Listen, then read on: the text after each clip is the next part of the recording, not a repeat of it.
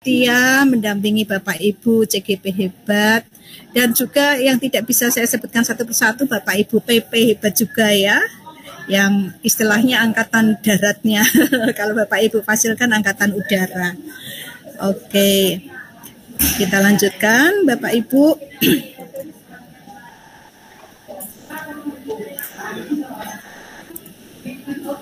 Saya share dulu. Ya, izin saya mengingatkan kembali alur merdeka di modul 2.3 tentang coaching ini Bapak Ibu. Dimulai dari diri, Bapak Ibu sudah merefleksikan pengalaman dan perasaan Bapak Ibu saat disupervisi maupun mungkin pernah mensupervisi rekan sejawat karena diberi tugas oleh kepala sekolah ya, atau mungkin malah sebagai kepala sekolah sendiri. Dan juga sudah merefleksikan makna supervisi bagi pengembangan profesi sebagai seorang pendidik. Kemudian di eksplorasi konsep, Bapak Ibu juga sudah mempelajari tentang konsep coaching secara umum maupun dalam konteks pendidikan. Juga sudah mempelajari apa itu paradigma berpikir dan prinsip coaching, kompetensi inti coaching, kemudian alur tirta, ya, tirta itu air gitu ya, dan supervisi akademik dengan paradigma berpikir coaching. Kalau supervisi akademik mungkin Bapak Ibu sudah tahu sebelumnya ya, tapi tentang dengan paradigma berpikir coaching ini, itu bagaimana supervisi akademik dilakukan, itu yang akan kita perdalam di sesi elaborasi pemahaman ini. Kemudian di ruang kolaborasi ditemani dengan Bapak Ibu Fasil, Bapak Ibu membentuk komunitas praktisi dengan sesama CGP untuk berlatih melakukan praktek percakapan coaching dengan alur tirta. Kemudian di demonstrasi kontekstual melakukan praktek coaching dengan CGP lain untuk membantu mengembangkan area kompetensi coaching pada konteks pembelajaran atau keseharian CGP. Dan di alur sekarang yang sedang berlangsung ya di elaborasi pemahaman, kita akan mengelaborasi pemahaman mengenai coaching dalam ranah supervisi akademik melalui proses tanya jawab dan diskusi. Kemudian di koneksi antar materi, Bapak Ibu akan diminta menyimpulkan dan menjelaskan keterkaitan materi coaching dengan materi-materi sebelumnya dan membuat refleksi berdasarkan pemahaman yang dibangun selama modul 2 dalam berbagai media. Aksi nyatanya adalah mempraktekkan rangkaian supervisi akademik. Jadi nanti Bapak Ibu melakukan supervisi akademik di sekolah masing-masing dengan menggunakan paradigma berpikir coaching dan melakukan refleksi terhadap praktek supervisi akademik tersebut. Tentu saja di aksi nyata ini akan didampingi Bapak Ibu PP. Untuk kompetensi lulusan yang dituju akan saya bacakan kembali. Yang pertama, aktif menentukan tujuan, membuat rencana, dan menentukan cara untuk mencapainya dalam meningkatkan kompetensi dan kematangan dirinya. Yang kedua, guru penggerak memfasilitasi guru lain, evaluasi pembelajaran berdasarkan data dan tingkat pencapaian murid. Yang ketiga, guru penggerak terampil menerapkan pendekatan coaching untuk pengembangan diri guru maupun rekan sejawat. Dan capaian umum modul 2.3 ini, walaupun sudah dibacakan mungkin oleh Bapak Ibu Fasil ya, saya bacakan kembali. Yang pertama, memiliki paradigma berpikir coaching dalam berkomunikasi dalam rangka mengembangkan kompetensi rekan sejawat. Yang kedua, menerapkan praktek komunikasi memberdayakan dengan menggunakan paradigma berpikir dan prinsip coaching. Dan yang ketiga, melakukan percakapan berbasis coaching dalam komunitas sekolahnya untuk mengembangkan kompetensi rekan sejawat. Untuk capaian khusus modul, mohon maaf saya tidak membacakan satu persatu karena banyak ya. Tapi saya yakin Bapak Ibu Fasil sudah membacakan ini, dan silakan Bapak Ibu bisa membaca sendiri, mengingat kembali untuk capaian khusus modulnya. Di elaborasi pemahaman kali ini tujuannya adalah CGP dapat mengelaborasi pemahamannya tentang coaching dalam ranah supervisi akademik melalui proses tanya jawab dan diskusi. Untuk alurnya adalah perkenalan dan komitmen belajar 3 menit, refleksi awal pembelajaran menggunakan Padlet 7 menit, penguatan materi 60 menit, Tanya jawab 15 menit, penutup 5 menit. Ya, ada 3 pertanyaan untuk melakukan refleksi awal Bapak Ibu. Jadi Bapak Ibu kan sudah mempelajari konsep-konsep tentang coaching sampai dengan supervisi akademik berbasis coaching. Ya, kita ingat kembali, kita refleksikan kembali di refleksi awal dengan 3 pertanyaan bantuan ini ya Bapak Ibu. Yang pertama, apa yang Bapak Ibu pahami mengenai keterkaitan prinsip dan paradigma berpikir coaching dengan supervisi akademik? Kedua, menurut Bapak Ibu, bagaimana kompetensi coaching dapat membantu proses pemberdayaan guru dalam pelaksanaan supervisi akademik? Dan yang ketiga, apa yang masih Bapak Ibu butuhkan untuk menguatkan pemahaman terhadap modul coaching untuk supervisi akademik? Bapak Ibu bisa menjawabnya melalui link Padlet ini atau dengan langsung raise hand boleh. Saya akan bagikan link Padlet di room chat.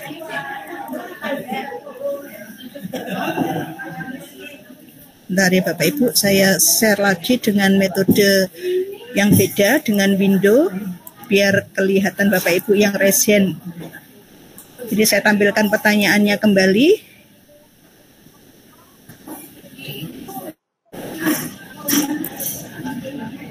Itu pertanyaannya Bapak Ibu. Kemudian linknya akan saya bagikan di room chat.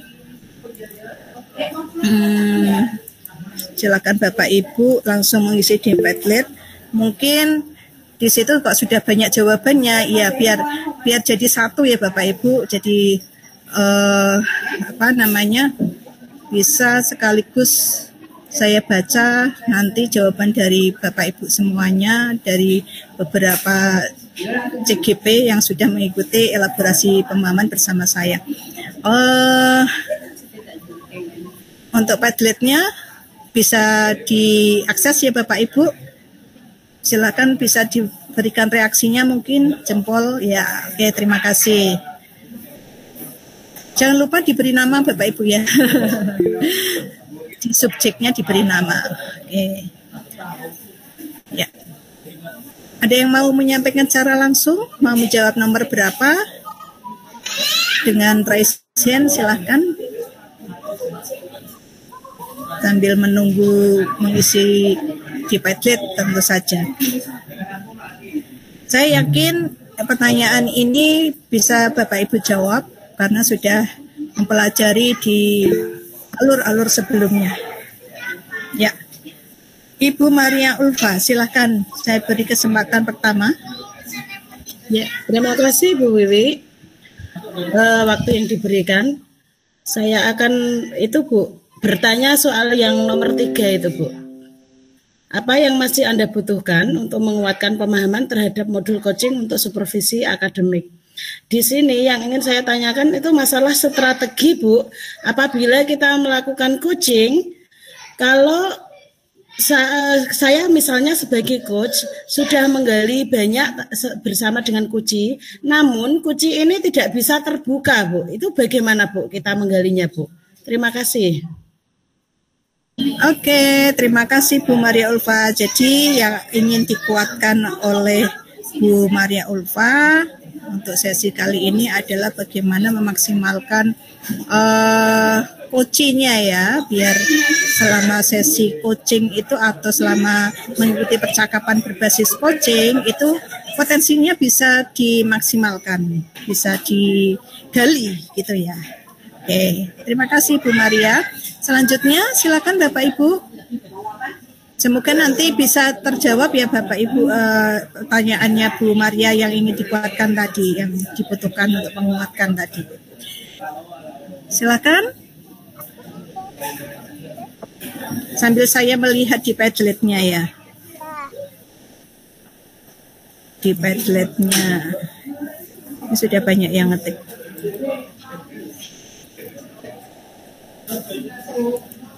Yang nomor 1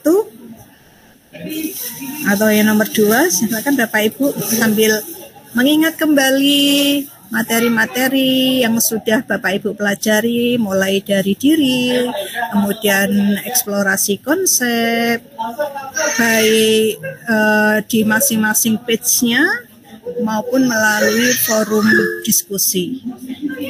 Ya, Bapak Muhammad Syaifullah, silakan Bapak. Ya Bu, terima kasih. Ini saya ingin membahas sedikit yaitu tentang pertanyaan nomor 1. Apa yang Anda pahami mengenai keterkaitan prinsip dan paradigma berpikir coaching dengan supervisi akademik? Ini menurut saya yang saya alami dan saya pelajari kemarin. Itu di sini kan prinsip coaching ada 3, yaitu dari kemitraan, proses kreatif, dan memaksimalkan potensi. Kaitannya seperti apa? Di sini adalah untuk kemitraan, adalah kita dalam supervisi akademik tentunya kita bisa menjalin hubungan yang baik, kemitraan intinya dengan antara coach dan coachee, supaya nantinya pelaksanaan coaching itu bisa berjalan dengan baik dan efektif. Oleh karena itu kemitraan itu harus kita bangun. Kemudian untuk proses kreatifnya seperti apa? Nantinya di dalam coaching nanti, coach ini nantinya harus bisa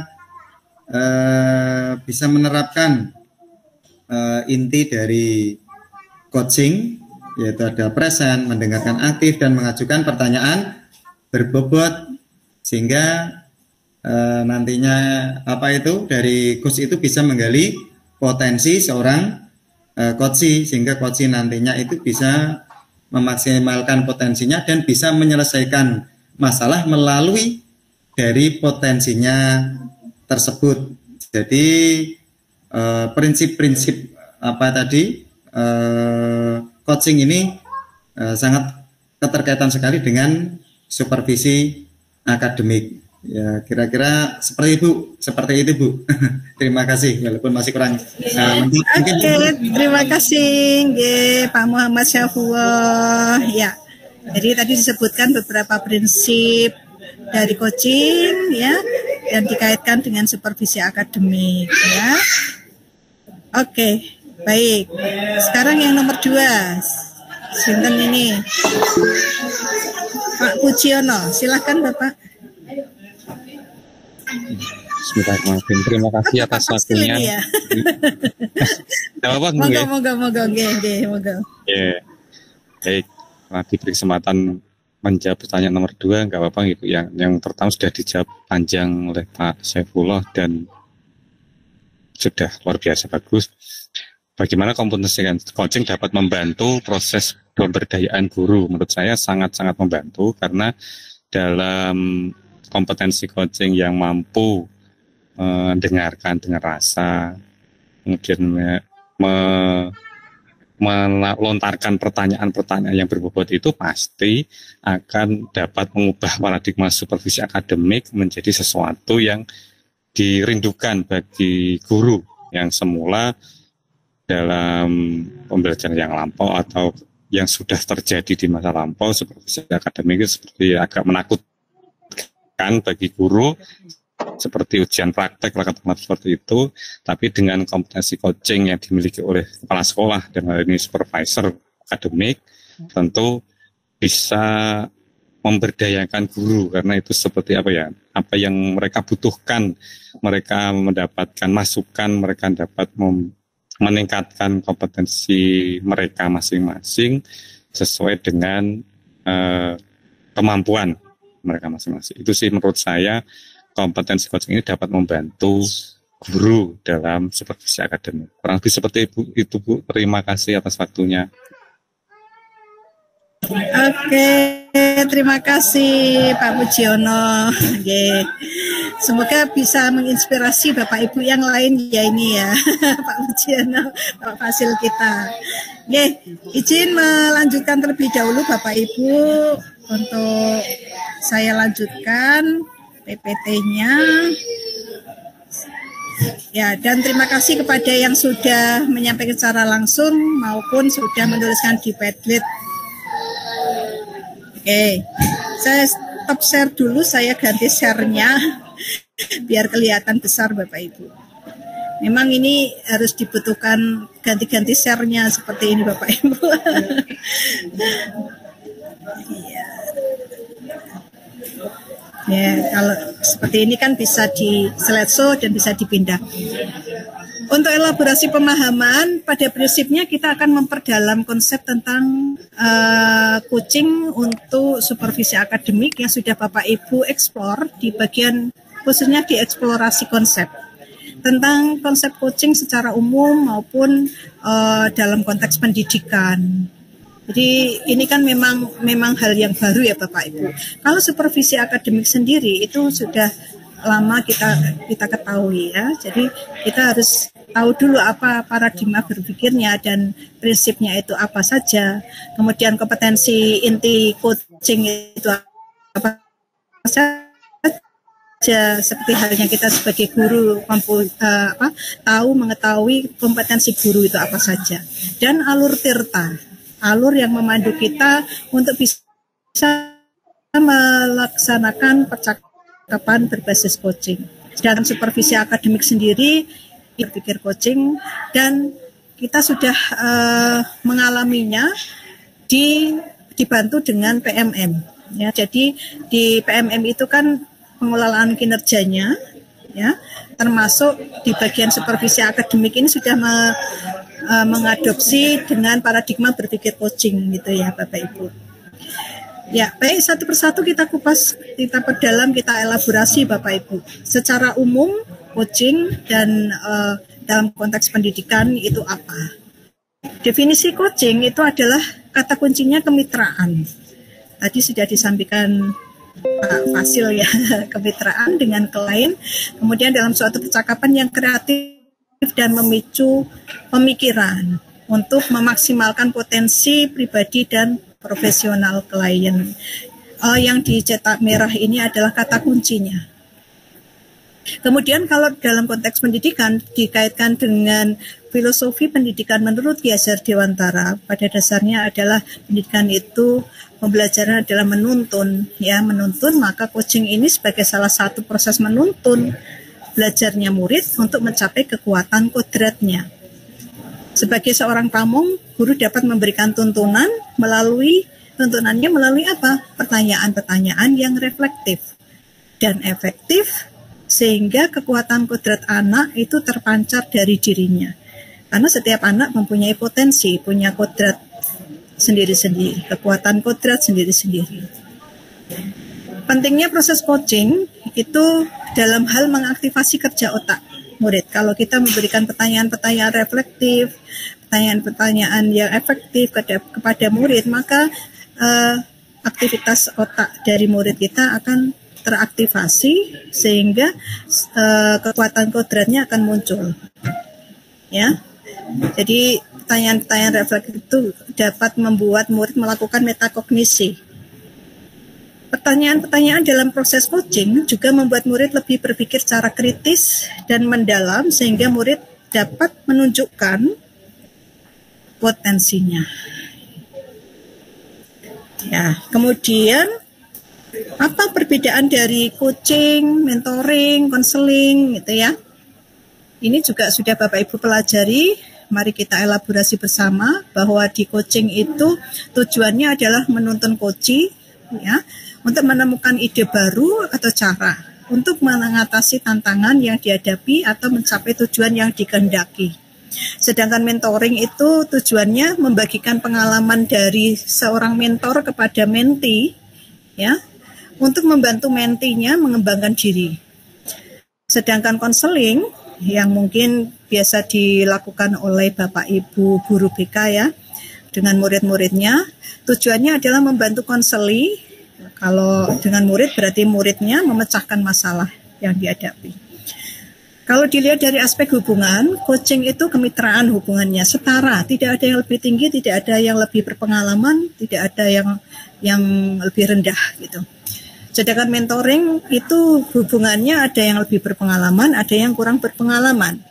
Sehingga di sini mentor mentor memberikan tips kepada mentee bagaimana menyelesaikan suatu masalah atau mencapai sesuatu tujuan.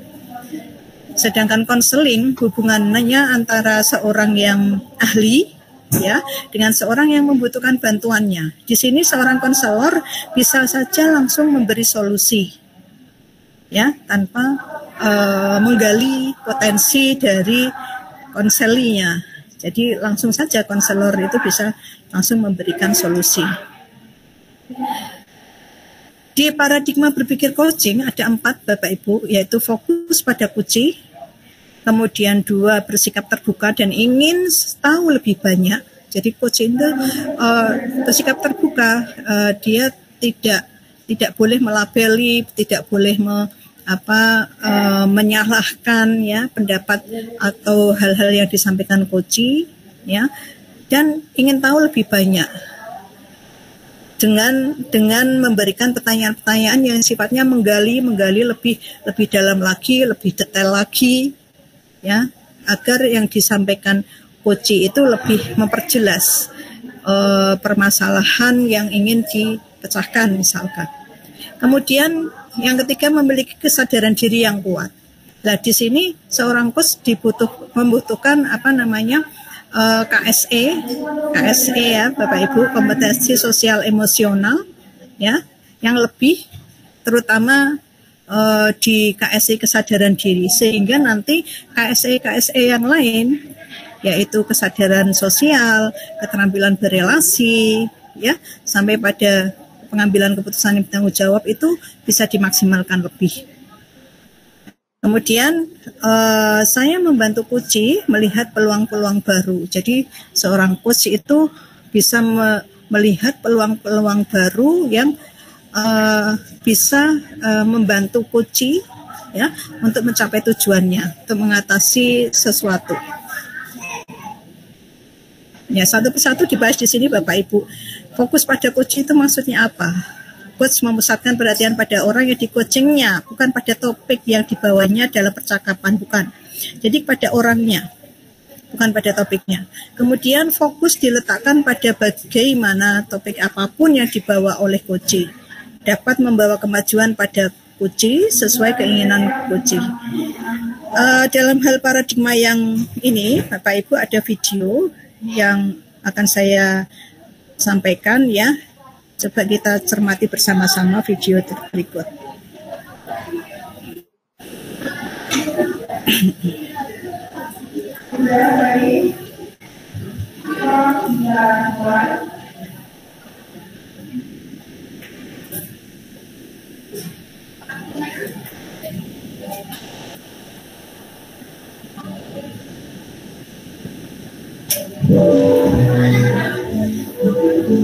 Paradigma berpikir yang pertama adalah fokus pada coach atau rekan sejawat yang akan kita kembangkan.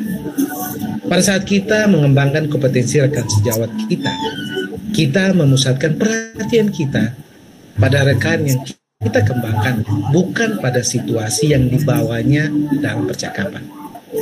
Fokus diletakkan pada topik apapun yang dibawa oleh rekan tersebut dapat membawa kemajuan pada mereka sesuai keinginan mereka. Berikut adalah percakapan yang menggambarkan bagaimana kita berfokus pada rekan sejawat, bukan pada situasi yang disampaikan dalam percakapan.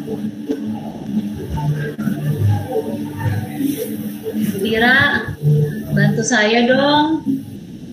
Ini saya tuh lagi kewalahan ya, menghadapi salah satu murid saya di kelas ini. Setiap saya sedang menjelaskan konsep di depan kelas, ada aja yang dilakukan untuk mengalihkan perhatian teman-temannya di kelas. Ada aja. Bu Shirley, apa sih kalau boleh tahu nih yang dilakukan oleh murid Ibu Shirley saat mengalihkan perhatian Ibu dan teman-temannya? Bisa nggak diceritain? Jadi gini ya, kalau sedang dijelaskan sesuatu, teman-temannya kan diam itu memperhatikan. Terus tiba-tiba nanti ada bunyi kretek-kretek gitu. Dia bermain dengan jari-jarinya di atas meja. Belum lagi nanti dia sibuk kayak buka-buka buku ya, suaranya krusak. Jadi teman-temannya juga melihat. Pernah satu kali dia tuh gimana, dia bangun dari tempat duduknya, dia pergi ke depan ke pintu kelas, dia ngomong ke depan, nggak ngapa-ngapain, tapi duduk lagi. Otomatis kan teman-teman lainnya jadi terganggu ya, lagi mendengarkan penjelasan saya, dia begitu. Baru nih kemarin baru, tiba-tiba saya lagi menjelaskan tentang tata surya, dia muak gede, ya akhirnya teman-temannya jadi ketawa, buyar lagi, harus balik lagi ngejelasinnya gitu deh ya anak. Ada Iya. Jadi seperti itu ya, apa namanya, hal-hal dilakukan yang tadi Bu Shirley sampaikan mengganggu perhatian ibu dan teman-temannya. Lalu Bu Shirley kalau boleh tahu ya, dalam kondisi ini situasi ideal yang Ibu Shirley bayangkan dan harapkan itu apa ya dari anak ini? Ya, saya pastinya sih sederhana aja sih keinginannya ya. Ingin kalau saya lagi menjelaskan tuh anak-anak tuh bisa fokus, gitu kan? Fokus, lalu bisa melontarkan pertanyaan jika mungkin ada yang kurang jelas. Kalau ngomong tentang pertanyaan kan berarti butuh suasana tenang, menjelaskannya juga enak, gitu ya, nggak ada tiba-tiba langsung ada gangguan. Sederhana itu aja sih, Bu Ira. Ya. Jadi harapannya anak-anak bisa fokus, khususnya anak ini ya, murid ibu ini ya, bisa fokus menyimak penjelasan Ibu Shirley pada saat mengajar ya, jadi tidak mengganggu perhatian yang lain seperti itu ya. Nah, menurut Ibu Shirley nih, supaya murid Ibu Shirley yang ini bisa fokus menyimak penjelasan atau pembelajaran yang Ibu Shirley lakukan, apa sih yang Ibu Shirley perlu lakukan? Apa ya? Pernah sih kepikiran dari kemarin gitu ya, beberapa kali terlintas, tapi hari ini kayaknya perlu dipikirin lagi ya. Tapi saya juga kayaknya sadar saya tuh belum ada waktu duduk lama sendiri gitu ya, pribadi dengan ini anak dan berkenalan lebih jauh sama ini anak. Ya kebetulan memang ini anak juga belum terlalu lama ya, masuk di kelas 5 gitu. Baru sekitar 2 bulan lah. Tapi 3-4 minggu terakhir lah dia sering berulah sedemikian. Kayaknya mungkin saya perlu ya untuk duduk, ngobrol, berkenalan lebih lanjut kali ya dengan murid tersebut untuk tahu kenapa ya dia iseng gitu ya seperti itu. Mungkin seperti itu sih Bu ya. Perhatikan percakapan di atas saat seorang guru, coaching, menyampaikan situasi mengenai salah satu muridnya yang mengalihkan perhatian guru tersebut. Kemudian rekan sejawatnya, sang coach, memfokuskan coaching kepada apa yang perlu dilakukan.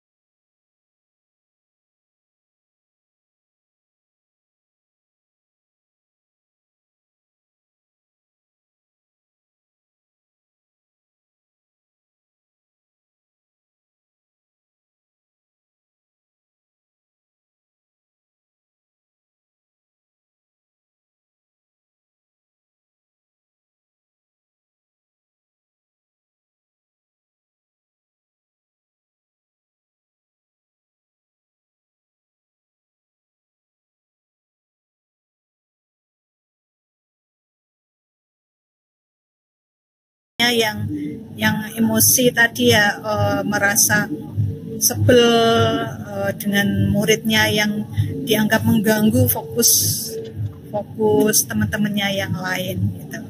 Jadi tetap tenang, seorang coachnya tadi Bu Ira tetap tenang gitu. Kemudian bersikap ingin tahu lebih banyak, ditandai dengan apa? Dengan cara menggali pertanyaannya, menggali gitu ya, tentang hal-hal yang sudah disampaikan oleh coachnya. Jadi dimaksud mengganggu itu apa gitu. Kemudian yang ingin diharapkan, kondisi ideal seperti apa yang diharapkan oleh Bu Shirley, seperti itu. Jadi bersikap ingin tahu lebih banyak. Kemudian memiliki kesadaran diri yang kuat.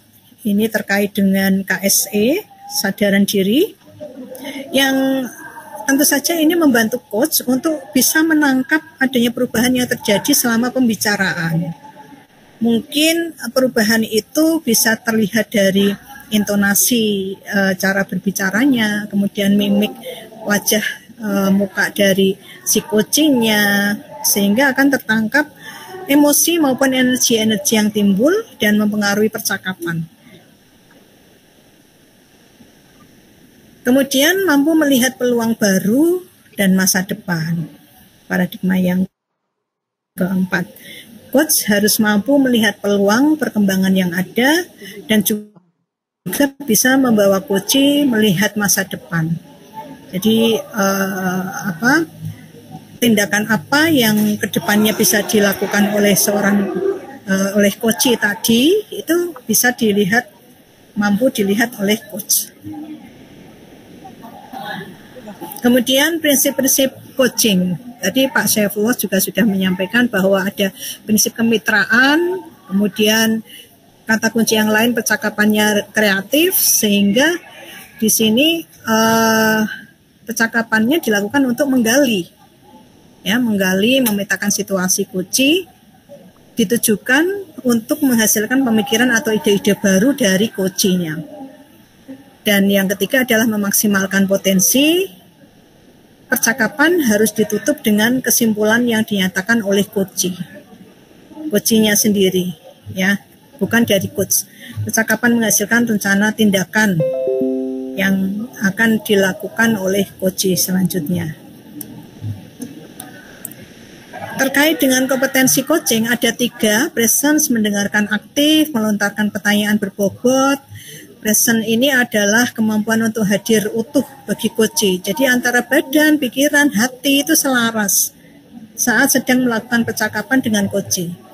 Kadang kita sering menjumpai orang yang diajak ngobrol gitu ya, itu malah perhatiannya tidak pada yang mengajak bicara, ya, malah ke HP mungkin atau ke pandangannya tidak fokus gitu ya, tidak langsung bertatap mata gitu ya. Ya, ini kurang presence kalau seperti itu Bapak Ibu. Jadi harus presence karena itu menunjukkan kompetensi dari coaching. Itu merupakan bagian dari kesadaran diri. Dan juga membantu munculnya mindset dan kompetensi yang lainnya selain kesadaran diri. Di keterampilan berrelasi saya harus bagaimana kalau coach saya yang saya ajak bicara itu seperti ini, saya harus bagaimana, harus melontarkan pertanyaan lagi yang bagaimana pertanyaannya gitu. Sehingga juga presence ini bisa mendorong sikap lebih terbuka, sabar, ingin tahu lebih banyak. Saya mau coba melihat yang resen, mungkin ada yang resen ya. Kalau seperti ini saya tidak bisa melihat yang resen. Oh, ada yang join. Ya. Oke. Selanjutkan.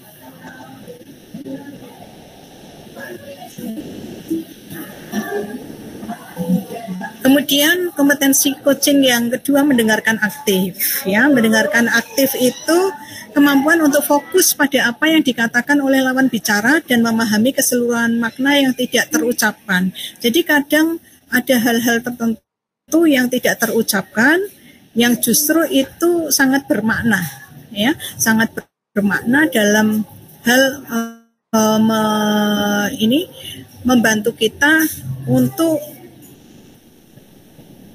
melakukan atau menanyakan hal-hal yang lebih bersifat menggali lagi. Gitu. Nah, dalam mendengarkan aktif itu tidak boleh ada 3 hal ini Bapak Ibu. Asumsi, yaitu sudah mempunyai anggapan tertentu tentang suatu situasi. Jadi karena mungkin seorang coach itu dia sudah pernah mengalami atau sudah mengenal coachingnya, maka berasumsi bahwa pasti ini situasinya seperti ini, situasinya itu sangat buruk atau sangat sangat jelek gitu ya, atau mungkin sebaliknya sangat menyenangkan gitu. Jadi itu harus dihindari. Kemudian yang kedua, judgment atau melabel, memberi label pada seseorang dalam situasi tertentu. Jadi seperti tadi, kalau kita sudah mengenal seseorang, kadang kita sudah mempunyai label terhadap orang itu. Orang itu misalkan periang misalkan ya, kemudian pemalas gitu. Nah itu kita hindarkan pada saat kita melakukan percakapan coaching, berbasis coaching itu, untuk melabel seperti itu kita hilangkan. Karena kalau itu ada, itu untuk mendengarkan aktif tidak akan bisa dilakukan. Yang ketiga adalah asosiasi, mengaitkan dengan pengalaman pribadi. Karena kita sama-sama guru mungkin ya, jadi pengalaman yang disampaikan Bu Sherly tadi, Bu Ira juga mungkin pernah menjumpainya. Tapi kan mungkin kondisi situasinya berbeda. Tetapi kadang kita kalau diajak bicara dengan orang yang sama guru, karena pengalamannya sama gitu ya, hampir sama gitu, ada hal-hal yang sama, kemudian kita berusaha mengaitkan dengan pengalaman pribadi kita dan berusaha mempengaruhi orang yang sebagai coach tadi untuk melakukan seperti yang kita lakukan gitu. Ini ya, jadi untuk ketiga hal ini agar dapat mendengarkan aktif itu dihindari. Karena mendengarkan aktif, maka bisa mengajukan pertanyaan berbobot, kompetensi yang ketiga. Jadi pertanyaan berbobot itu lahir dari mendengarkan aktif. Berbentuk pertanyaan terbuka, membuat coaching merenung, menggali, mengingat, mengaitkan, diajukan pada saat yang tepat. Pertanyaan terbuka itu biasanya menggunakan kata apa, bagaimana, seberapa, ya, tidak menggunakan kata kenapa atau mengapa, dan bukan pertanyaan penutup. Apakah, sudahkah, apa, sudah, pertanyaannya dijawab dengan ya atau tidak. Bapak Ibu sudah melakukan praktik percakapan berbasis coaching kan, ya. Mungkin karena coaching ini membutuhkan jam terbang ya. Di awal-awal mungkin masih menggunakan kata tanya apakah gitu ya, apakah. Padahal kalau dirasa-rasa itu sebenarnya pertanyaannya yang tepat menggunakan kata tanya apa gitu. Ya. Nah, dengan seringnya berlatih atau melakukan kegiatan percakapan berbasis coaching, maka dengan sendirinya Bapak Ibu akan terbiasa sehingga pertanyaan-pertanyaan tertutup itu tidak akan ditanyakan. Kemudian dalam hal mendengarkan dan bertanya itu harus menggunakan rasa. Rasa itu singkatan receive, appreciate, summarize. Receive itu menerima. Menerima apa yang diterima. Yang diterima itu adalah kata kunci, menangkap kata kunci. Kata kuncinya itu kata yang bagaimana? Biasanya diucapkan berulang-ulang dengan intonasi tertentu, lebih tinggi atau lebih rendah, gitu ya. Kemudian berupa kata yang aneh, metafora, analogi. Kemudian tertangkap adanya emosi saat diucapkan, menggambarkan kondisi perasaan, pemikiran saat itu, dan kata yang diucapkan setelah kata tapi atau kata namun. Itu kata kunci. Sedangkan appreciate itu memberi apresiasi dengan cara memberi tanda atau sinyal bahwa kita mendengarkan. Kalau kita bertemu langsung seperti yang saya sampaikan tadi, mungkin dengan anggukan, dengan kontak mata ya, tidak mengalihkan pandangan ke yang lainnya gitu ya. Kemudian kalau dilakukan secara daring mungkin dengan menjawab oh ya gitu. Memberikan perhatian penuh pada Koci, tidak sibuk mencatat, tidak terganggu dengan situasi lain. Dalam hal menuliskan rangkuman, summarize ya, itu dituliskan saat Koci selesai bercerita. Sehingga tadi yang sebelumnya tadi ya, tidak sibuk mencatat, apresiasi tadi masih tetap bisa kita lakukan walaupun kita merangkum. Ya, merangkum itu berarti kan kadang menulis gitu ya. Itu saat Koci selesai bercerita. Gunakan kata kunci, kemudian merangkum potongan-potongan informasi yang telah didapatkan sebelum ini. Kemudian setelah itu kita minta konfirmasi kepada Koci, apakah rangkuman kita ini sudah benar atau belum. Kadang rangkuman kita yang berisi persepsi kita itu kadang persepsinya berbeda dengan Koci. Jadi perlu dikonfirmasi apakah sudah sama dengan persepsi atau yang dimaksud oleh Koci. Kemudian yang terakhir tanya berdasarkan yang kita dengar dan hasil merangkum tadi, ajukan pertanyaan yang membuat pemahaman Koci lebih dalam tentang situasinya. Pertanyaan harus merupakan hasil mendengarkan, mengandung pengalihan atas kata kunci atau emosi yang sudah dikonfirmasi. Kemudian formatnya terbuka. Jangan digunakan mengapa atau apakah atau sudahkah. Ya, kita ke alur percakapan kucing, tirta. Tirta itu kalau dalam bahasa Sanskerta artinya air. Di sini semacam alur dari percakapan berbasis coaching, yaitu T-nya tujuan, menyepakati. Jadi di sini sepakat tujuan topik pembicaraan dan hasil pembicaraannya itu apa. Kemudian yang kedua identifikasi, menggali dan memetakan situasi saat ini. Hubungan fakta-fakta yang ada, R-nya rencana aksi, mengembangkan ide untuk alternatif rencana aksi, dan TA tanggung jawab berkomitmen akan langkah selanjutnya. Di tujuan ini adalah tujuan percakapannya ya Bapak Ibu, bukan tujuan yang lain. Dan pertanyaan yang bisa disampaikan adalah apa agenda atau topik percakapan kita kali ini. Kemudian pertanyaan yang lainnya, apa yang ingin Bapak Ibu dapatkan dari percakapan ini. Jadi setelah percakapan ini itu ingin apa tujuannya yang dihasilkan dari percakapan itu. Kemudian identifikasi, membantu Koci melihat mengidentifikasi apa saja yang sebetulnya ada di dalam situasinya saat ini. Seperti halnya tadi di video, diidentifikasi yang maksud mengganggu fokus itu apa aja yang dilakukan dan lain sebagainya tadi ya, sehingga akan lebih detail si Koci menceritakannya, termasuk yang tidak kasat mata seperti perasaan, keinginan, dorongan itu kan tak kasat mata.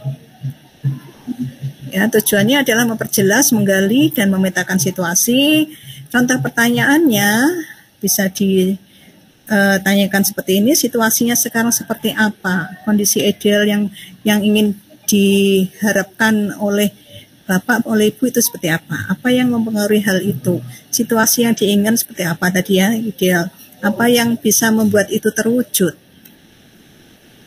Kemudian di alur rencana aksi adalah tahap mengeksplorasi gagasan atau kemungkinan dan rencana.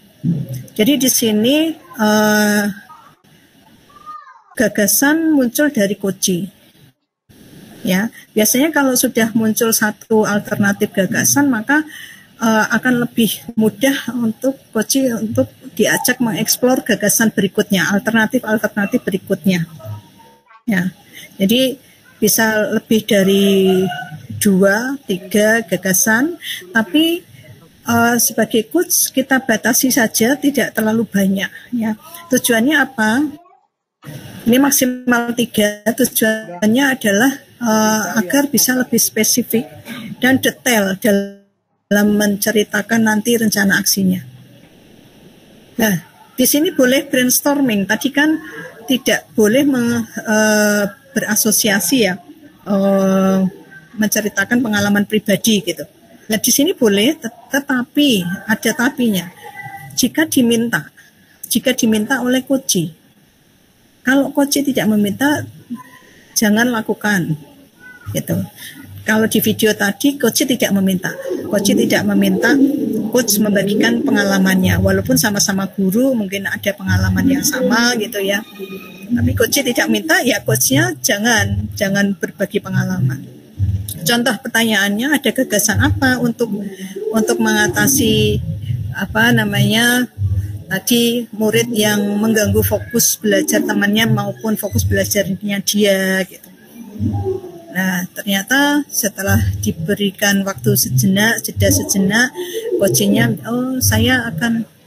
mungkin saya perlu berbicara secara pribadi dengan anak ini, karena anak ini kan murid baru 2 bulan, jadi belum begitu mengenal gitu ya. Kemudian pertanyaan yang lain, apa yang harus disiapkan untuk itu? Apa yang bisa memastikan hal itu berjalan? Apa kriteria yang diinginkan? Apalagi itu bisa ditanyakan di rencana aksi. Di alur selanjutnya tanggung jawab. Di tahap ini tugas coach adalah mengukuhkan komitmen coach dan meminta coach membangun struktur akuntabilitasnya. Minta coach menyimpulkan, jangan coachnya yang menyimpulkan. Coach mungkin perlu mencatat komitmen dalam bentuk action. Contoh pertanyaannya, jadi apa yang akan dilakukan setelah sesi ini dari alternatif tadi? Mungkin ada 3 alternatif. Dari coachnya diminta untuk memilih yang bisa segera dilakukan, ya, bisa lebih cepat dilakukan, lebih mudah dilakukan. Mungkin kapan, siapa yang perlu dihubungi, siapa yang bisa membantu, ya. Bagaimana memastikan ini bisa berjalan? Apakah perlu dibuat semacam jadwal atau bagaimana? Siapa yang perlu dimintai dukungan untuk mungkin mengingatkan, untuk membantu agar rencana aksinya itu bisa terlaksana. Dan setelah itu jangan lupa pertanyaan penutupnya, ya, yaitu berisi kesimpulan. Yang menyimpulkan adalah coachnya, dengan pertanyaan apa yang bisa disimpulkan dari sesi ini, apa yang menjadi insight dari sesi ini, ya. Oke, di sini ada judul percakapan berbasis coaching, Bapak Ibu. Saya ingin bertanya, apakah sama antara percakapan berbasis coaching dengan sesi coaching, Bapak Ibu? Mungkin bisa berbagi di sini. Kan ada istilah sesi coaching, ada percakapan berbasis coaching. Mungkin dari Bapak Ibu ada yang bisa menyampaikan sama atau berbeda. Boleh raise hand.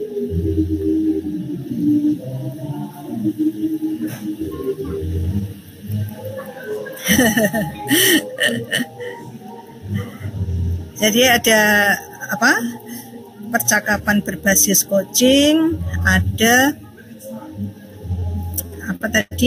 sesi coaching. Sama atau berbeda ya? Kalau lebih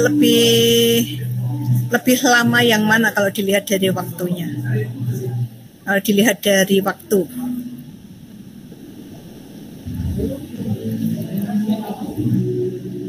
boleh berbagi Bapak Ibu?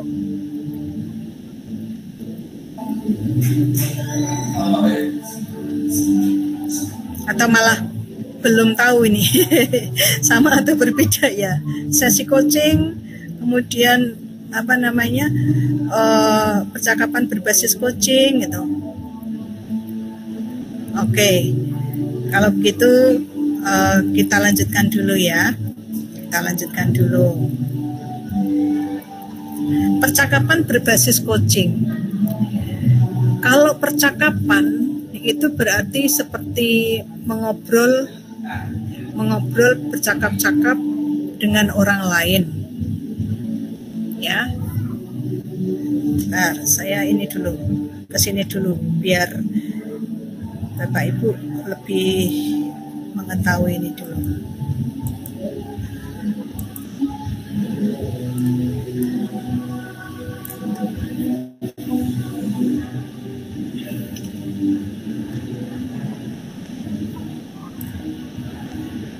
Jadi tadi kompetensi coaching ada 3 ya, mulai dari present, mendengarkan aktif, terus melontarkan atau mengajukan pertanyaan berbobot. Nah, di sini ada 2 bagian yang berbeda ini Bapak Ibu. Ini yang sebelah kiri dalam sesi coaching, yang sebelah kanan dalam percakapan dengan tujuan tertentu. Berarti istilahnya yang kanan itu percakapan berbasis coaching, karena di sini kompetensinya kompetensi coaching, penggunaan kompetensi coaching, menggunakan kompetensi coachingnya. Ya, kalau dilihat dari ini dari waktunya ya, sesi coaching itu kira-kira waktunya lebih lama atau lebih sebentar dibandingkan percakapan berbasis coaching, Bapak Ibu? Lebih sebentar, Bu. Sesi coachingnya lebih sebentar. Lebih sebentar. Oke, bentar, ini siapa ini? Siapa tadi, Pak? Pak siapa tadi? Pak Supriyanto. Ya, kenapa Pak? Kalau menurut saya, kalau di sesi percakapan itu kan biasanya diadakan secara berkala. Kalau sesi coaching tidak. Berarti yang lebih sebentar itu percakapan berbasis coaching atau sesi coaching? Yang sesi coachingnya. Sesi coachingnya, oke. Ya, oke. Yang lainnya Bapak Ibu sependapat atau berbeda, sesi coaching atau percakapan berbasis coaching yang lebih lama? Yang lebih lama ya.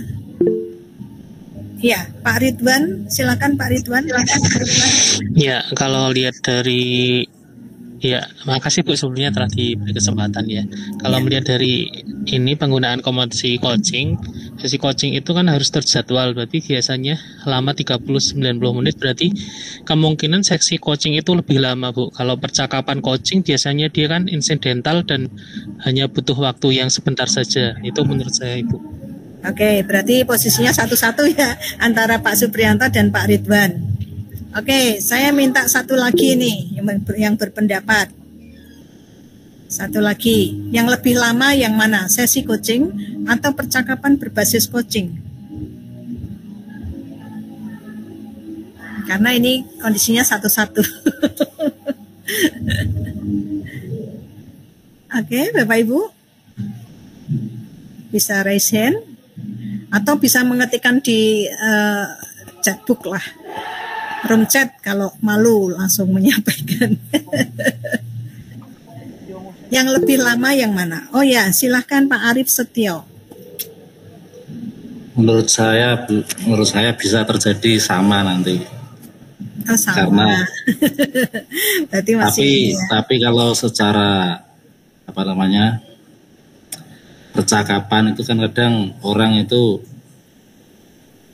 kalau asik itu bisa menjadi lama. Tapi kalau percakapannya kurang menarik, saya biasa percakapan bisa terjadi lebih pendek gitu. Oke, apalagi kalau ada pisang goreng sama kopi ya Pak, percakapannya itu. Ibu, terima kasih Bu. Ya, terima kasih kembali Pak Arif. Oke, di sini sudah ada yang menjawab, Ibu Wahyu Palupi dan Ibu Endang Setiawati, yang lebih lama adalah sesi coaching. Oke, berarti lebih banyak yang sesi coaching. Ya, mari kita cermati kalimat yang ada di sini Bapak Ibu ya. Oh ya, ada yang resen. Yang resen Bu Maria Ulfa, silakan Bu Maria Ulfa. Seperti yang sudah Bapak katakan tadi Bu, saya sama. Menurut saya lebih lama yang sesi coaching, karena di mana sesi coaching ada alur tirtanya itu Bu. Jadi meliputi tujuan, identifikasi, kemudian rencana aksi, dan itu yang terakhir tanggung jawab. Sedangkan pada yang satunya itu tadi yang berbasis coaching tidak harus melalui alur tirta. Jadi menurut saya lebih lama yang sesi coaching. Seperti itu Ibu. Oke, terima kasih Bu Maria Ulfa. Ya, jadi dilihat dari ini juga, dari apa yang menuliskan di room chat, banyak yang menjawab yang lebih lama adalah sesi coaching. Mari kita cermati satu persatu Bapak Ibu. Dalam sesi coaching itu akan ada alur tertentu yang harus diikuti. Misalkan tirta tadi ya, alur yang kita ikuti tirta di sini. Kemudian sesi coaching harus terjadwal. Lamanya 30 sampai 90 menit. Oh ya. Sedangkan dalam percakapan berbasis coaching bisa tidak terjadwal, ya. Misalkan Bapak Ibu tiba-tiba bertemu dengan temannya yang minta ngobrol, ya, minta curhat lah istilahnya, curhat ya nggak apa-apa. Nah tapi Bapak Ibu dalam menerima curhat dari temannya tadi itu menggunakan kompetensi coaching. Nah kadang ya tadi kadang bisa lama, bisa sebentar, tergantung ada kopi atau pisang goreng atau enggak. Tapi biasanya itu lebih sebentar karena tidak terjadwal, gitu, ya, karena tidak terjadwal. Dan alurnya kadang tidak full tirta, itu tidak, ya. Kemudian dalam percakapan berbasis coaching didorong oleh kebutuhan untuk memiliki teman berpikir menghadapi situasi tertentu atau kebutuhan untuk mengetahui kemajuan. Jadi tadi kan karena temannya itu ingin curhat untuk sama-sama berpikir menghadapi situasi tertentu. Jadi ini waktunya lebih sebentar sebenarnya. Sama halnya pada saat Bapak Ibu melakukan kegiatan observasi, ya, observasi di pengelolaan kinerja PMM, itu di kegiatan pra, kemudian observasi, dan pasca observasi. Di kegiatan pra maupun pasca itu kita melakukan percakapan berbasis coaching, ya, yang waktunya paling ya 15 menit. Paling banyak 30 menit. Tapi kalau sesi coaching ini bisa sampai 90 menit, 1,5 jam. Gitu ya. Kalau kita melakukan 1,5 jam, kita ambil 90 menit, 1,5 jam. Di pasca atau pra observasi, kelihatannya tidak mungkin sampai 1,5 jam. Ya, karena ini kan hanya melakukan percakapan untuk perencanaan maupun percakapan untuk refleksi dan kalibrasi. Itu ya Bapak Ibu. Nah, izin saya lanjutkan dulu. Tadi sampai, bentar, saya ganti share-nya dulu. Ternyata waktunya berjalan terus Bapak Ibu. Jadi mungkin saya nanti ada beberapa yang saya bahas sebentar karena saya rasa Bapak Ibu sudah paham.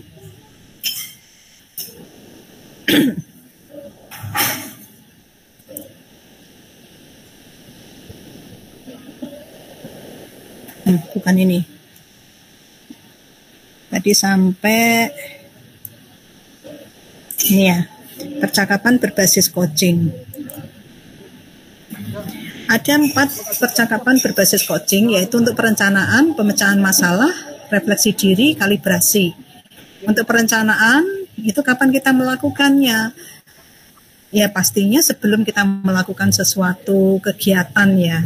Kalau misalkan supervisi klinis atau observasi kelas, itu berarti sebelum melakukan observasi kelas atau supervisi klinis.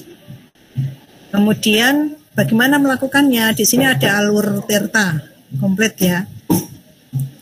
Tujuan, identifikasi dan rencana, ada tanggung jawab. Ya. Kemudian untuk percakapan refleksi, kapan kita melakukannya? Refleksi itu dilakukan setelah pasca ya. Pasca kegiatan itu dilakukan. Kalau supervisi klinis atau observasi kelas ya setelah melakukan observasi kelas. Itu. Kemudian alurnya bagaimana? Di sini kita tidak ada tujuan di sini, jadi tidak lengkap tertanya ya. Jadi seperti yang tadi untuk percakapan itu tidak harus lengkap tertanya atau tidak mengikuti alur tertentu. Di dalam identifikasi dan rencana aksi di sini ada kegiatan refleksi bisa dengan 4F atau 4P yang sudah pernah Bapak Ibu lakukan, mulai dari fact, feeling, bonding, future gitu ya.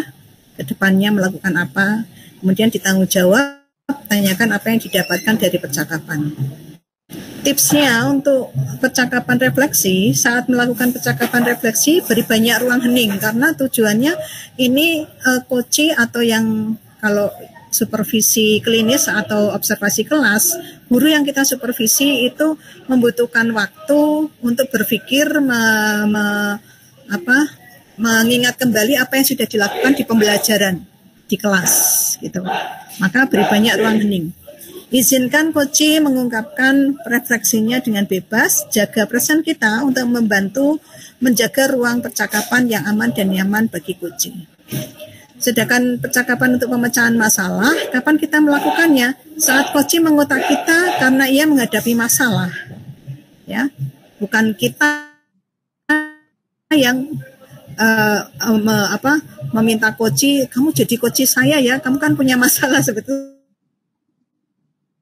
Enggak, gitu ya. Jadi coachingnya ya yang mentak kita. Saat coach mengalami krisis, coach membutuhkan bantuan dari luar. Bagaimana melakukannya? Lah, di sini tidak ada alur tujuan juga ya. Jadi identifikasi, rencana aksi, tanggung jawab. Untuk percakapan kalibrasi, ini kalau kita kaitkan dengan supervisi akademik atau supervisi klinis, ya, itu dilakukan di pasca. Jadi setelah observasi, pasca observasi. Kapan kita melakukannya? Setiap 3 bulan saat membicarakan kemajuan perkembangan diri, saat kita coach ingin melakukan swanilai dibandingkan dengan standar atau kriteria tertentu. Kan mungkin ada form untuk menilai di observasi kelas ya Bapak Ibu ya. Walaupun ada form ya, tetap kita melakukan percakapan berbasis coaching dengan prinsip kemitraan tadi ya. Kemitraan. Makanya di sini ada swanilai. Swanilai itu guru yang kita supervisi, guru yang sebagai coach itu menilai dirinya sendiri dulu, diminta untuk itu dulu dengan membandingkan standar atau kriteria, karena di sini kalibrasi. Saat perlu melakukan penyesuaian ulang atas rencana terhadap standar atau kriteria tersebut. Bagaimana melakukannya? Di sini pastikan dalam keadaan mentalnya positif, siap untuk berpikir bersama, mampu hadir sepenuhnya. Pastikan memiliki intensi yang benar, ingin terkoneksi bukan mengoreksi, ingin memahami bukan memberitahu. Di sini juga alurnya identifikasi dan rencana aksi, tanggung jawab. Nah, untuk pemberian umpan balik berbasis coaching Bapak Ibu. Jadi umpan balik ini juga kita lakukan sebagai coach, ya. Kenapa? Karena ini memiliki manfaat, ya. Karena dengan umpan balik, maka seorang guru atau coach yang kita supervisi akan membantu pengembangan diri coach. Tanpa umpan balik, orang tidak akan mudah untuk berubah. Ya, pemberian umpan balik tetap menjaga prinsip kemitraan, selalu mulai dengan memahami pandangan pendapat coach. Nah, umpan balik itu dengan memberikan pertanyaan reflektif, dengan menggunakan data yang valid. Data yang valid itu berdasarkan tadi instrumen atau rubrik yang kita isi saat melakukan observasi. Ini supervisi akademik dengan prinsip coaching. Yang namanya supervisi akademik kan dulu kan menakutkan ya, tanda petik kalau kita mau disupervisi, wah ini saya dinilai nih cara ngajar saya kayak gitu ya. Ini yang dulu ya Bapak Ibu. Jadi seolah-olah yang menilai statusnya lebih tinggi dibandingkan yang dinilai, yang disupervisi. Nah, ya tidak salah karena ini definisinya seperti ini yang dulu ya. Sering dilihat sebagai proses penilaian satu arah, menjadi sebuah tagihan kewajiban bagi kepala sekolah dalam mengevaluasi para pendidiknya. Nah, sekarang dirubah paradigmanya dengan berpikir coaching bahwa supervisi akademik itu kegiatan berkelanjutan untuk meningkatkan kompetensi guru yang bertujuan untuk pemberdayaan dan pengembangan kompetensi diri untuk mencapai tujuan pembelajaran. Sehingga di sini supervisi akademik itu adalah proses berkelanjutan yang memberdayakan. Itu kata kuncinya. Fokus pengembangan kompetensi seorang pendidik itu mendesain pembelajaran yang berpihak pada murid. Makanya di sini di modul coaching ini tentang coaching itu jadi satu modul dengan pembelajaran berdiferensiasi dan pembelajaran sosial emosional di paket modul 2. Karena ini kan kita mendesain pembelajaran yang berpihak pada murid yang berdampak pada pengembangan sekolah sebagai komunitas praktek pembelajaran.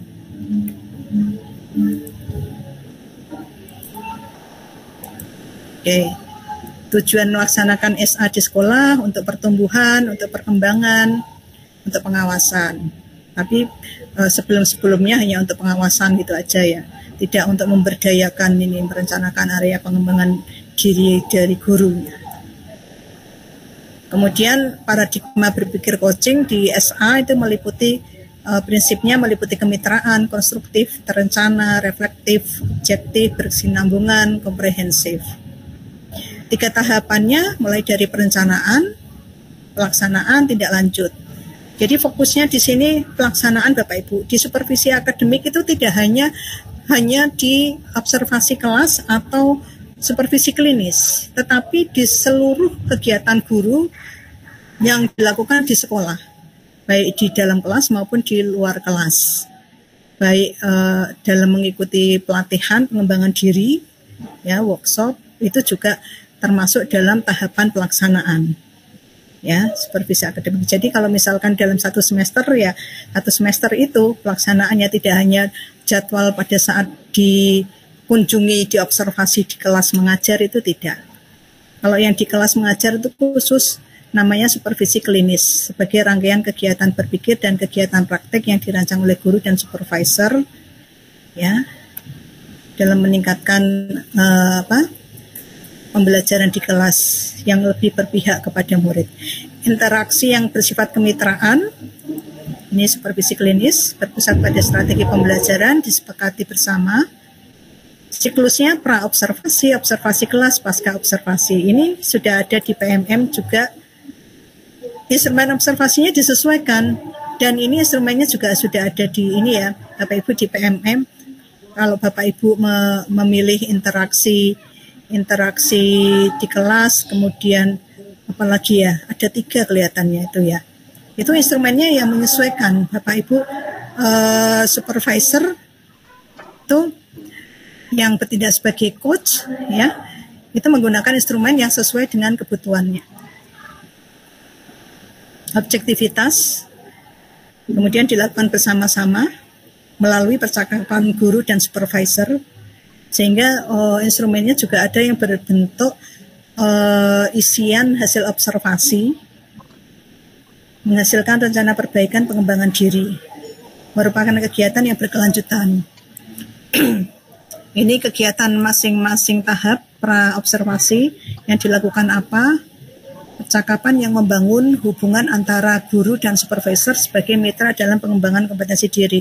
Jadi di sini ditanyakan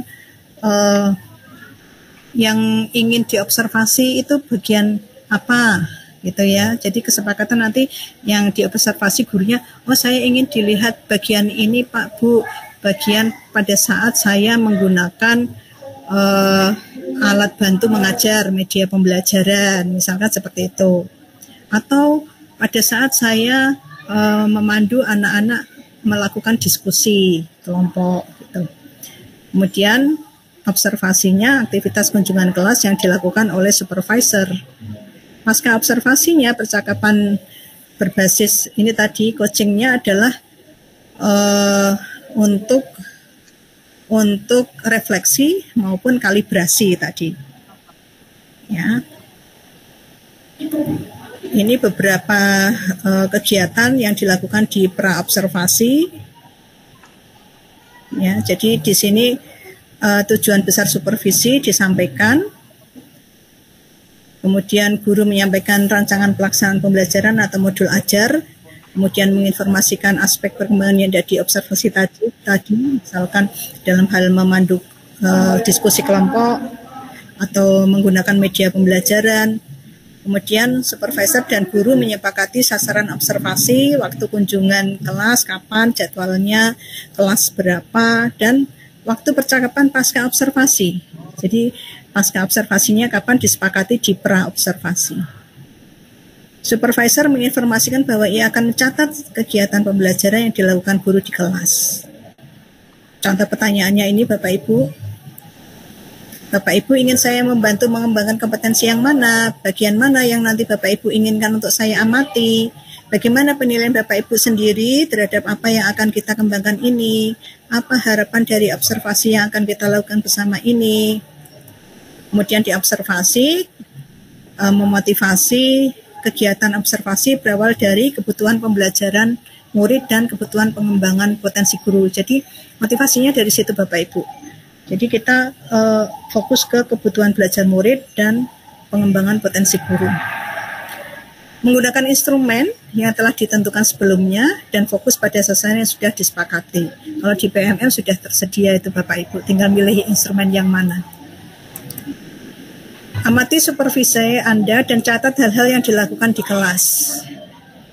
Hal-hal yang selaras, yang melebihi, atau yang belum sesuai kompetensi yang dikembangkan. Lakukan dengan netral, tanpa penilaian. Gunakan mata pengamat. Pasca observasi, berisi aktivitas ini. Tujuannya adalah untuk analisis hasil data observasi. Kalau dibandingkan dengan instrumen tadi ya. Percakapan umpan balik. Jadi coach atau supervisor memberikan umpan balik. Percakapan perencanaan area pengembangan yang akan dilakukan selanjutnya. Rencana aksi pengembangan dirinya apa. Supervisor memberikan ruang bagi guru berefleksi pada saat analisis hasil data observasi, dan melalui percakapan coaching guru dapat menemukan sendiri area pengembangan selanjutnya.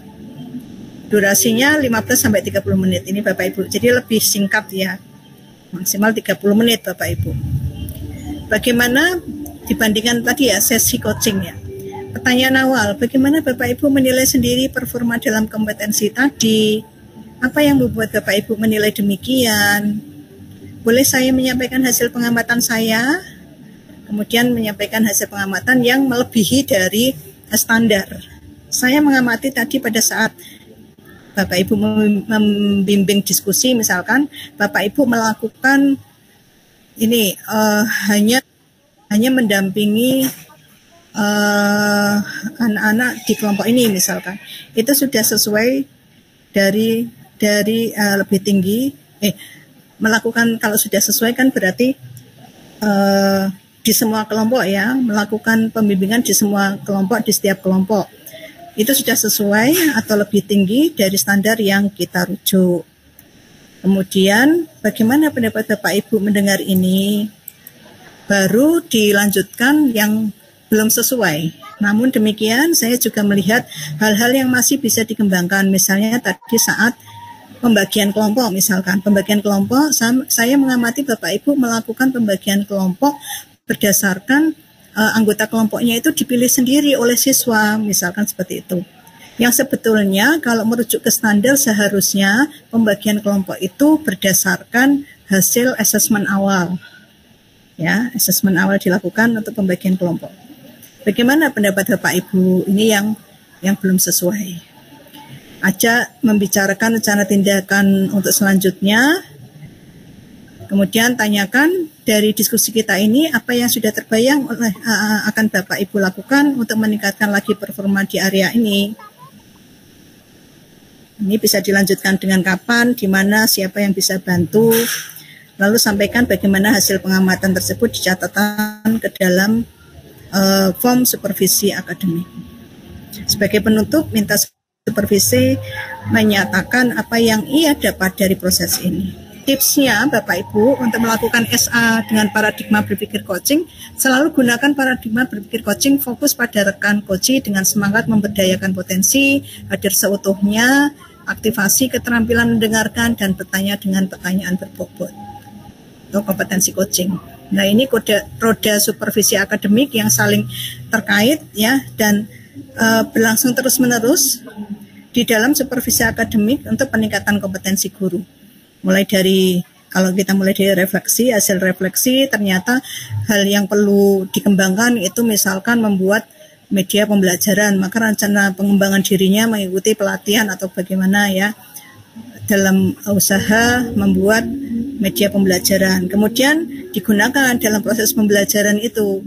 Nah, kemudian setelah digunakan direfleksi lagi, hasilnya bagaimana, apakah sudah sesuai atau belum gitu. Kalau belum, di bagian mana lagi, seperti itu seterusnya. Itu roda supervisi akademik. Seorang supervisor dengan paradigma berpikir seorang coach akan senantiasa menjadi mitra pengembangan diri para guru dan rekan sejawatnya demi mencapai tujuan pembelajaran yang berpihak pada murid. Percakapannya senantiasa memberdayakan, kemudian SA menjadi bagian dalam perjalanan seorang pendidik menuju tujuan pembelajaran yang berpihak pada murid dan membawa setiap murid mencapai keselamatan dan kebahagiaan. Ini rubrik untuk menilai kompetensi coaching Bapak Ibu ya. Mulai mendengarkan aktif, pertanyaan berbobot, sampai memberdayakan coaching.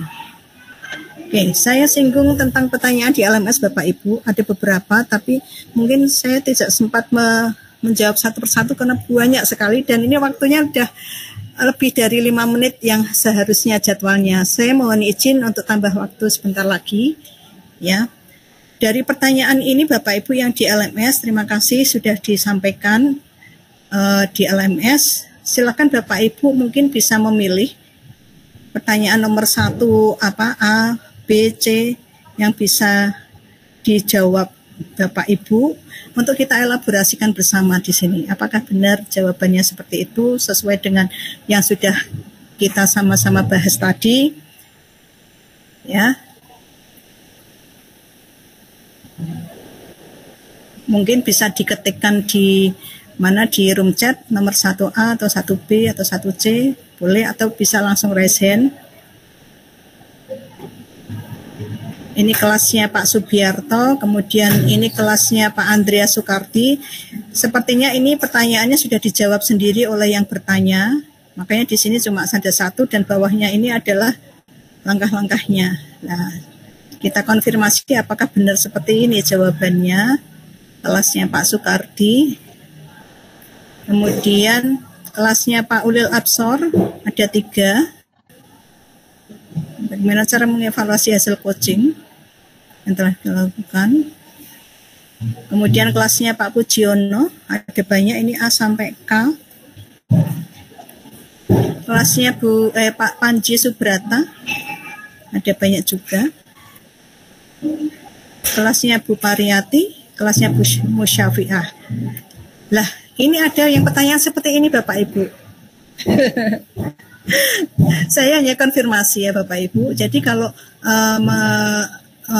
bertanya di LMS untuk dielaborasi pemahaman, itu memang berdasarkan dari Bapak Ibu sendiri yang ingin dikuatkan yang mana, seperti Bu Maria tadi ya. Saya ingin dikuatkan bagaimana biar coach saya itu menjadi potensinya bisa tergali gitu. Ya, ini. Nah, tapi ini di sini kan artikel ini telah tayang di ini dengan berarti ini kan apa Bapak Ibu? Copy paste ya dari nggak tahu ini dari mana ini. Sonora. Ya, jangan terjadi lagi ya Bapak Ibu. Saya memang sengaja tidak mencantumkan ini namanya siapa, fasilnya siapa. Mohon mungkin Bapak Ibu fasil bisa mengingatkan. Ya, ada yang sudah ini atau mau menanyakan secara langsung?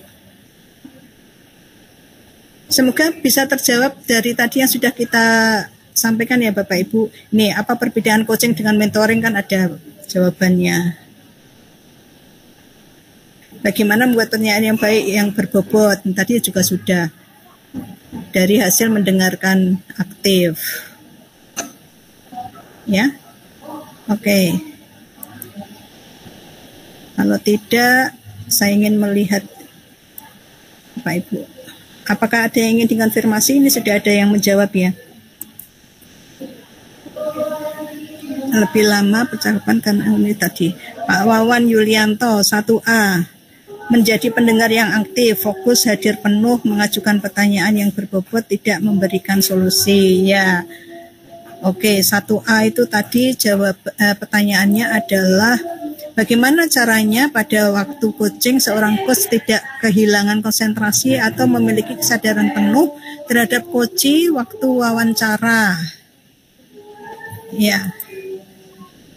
Ya, benar ini. Fokus. Jadi tetap menggunakan KSE-nya ya Bapak Ibu, ada kaitannya dengan modul sebelumnya. KSE-nya tetap kita kembangkan, kesadaran diri, ya, mindfulness, presence tadi ya. Oke. Baik, kelihatannya tidak ada yang ingin dikonfirmasi. Semoga semuanya sudah terjawab dengan tadi paparan yang saya sampaikan ya. Terima kasih saya ucapkan semuanya kepada Bapak Ibu semuanya yang sudah aktif berperan serta di elaborasi pemahaman kali ini. Mari kita foto bersama dulu Bapak Ibu. Foto bersama dulu ya. Bisa di-on-kan kameranya Bapak Ibu. Saya ingin screenshot sebagai kenang-kenangan. Coaching seperti ini, coachnya C, coaching. Ya, boleh Bapak Ibu. Pak Arif yang ada di layar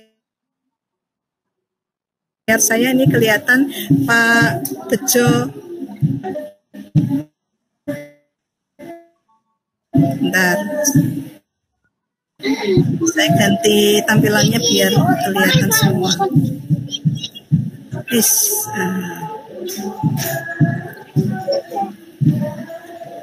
Oke, siap Bapak Ibu. 1, 2, 3.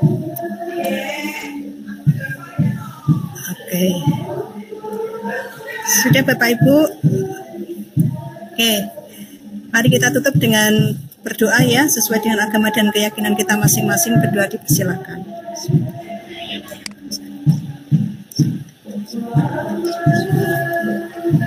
Berdoa selesai. Ya, terima kasih. Mohon maaf apabila ada kekurangan. Sampai ketemu di lain kesempatan. Assalamualaikum warahmatullahi wabarakatuh. Waalaikumsalam warahmatullahi wabarakatuh.